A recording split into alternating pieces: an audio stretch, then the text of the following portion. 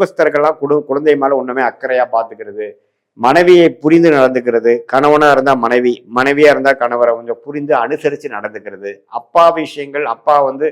என்னதான் அவர் நமக்கு உறவுகள் சரியில்லைனாலும் அவர் என்ன மாதிரி நமக்கு செஞ்சிருக்கிறாருங்கிறதை புரிந்து இன்னமே வந்து கொஞ்சம் ஹையர் மைண்ட், அதாவது ஒரு மெச்சூர்டு மைண்ட் என்ன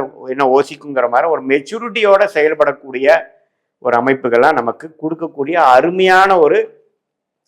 குரு பயிற்சி நடந்துருச்சு. அதுல இந்த ஜூலை மாதமும் ஒரு மாதமாக அடங்கி வருது. இதுல ராஜயோகாதிபதியாகிய செவ்வாய் 11ஆம் இடத்திலேயே மாதம் முழுக்க இருக்கிறார்,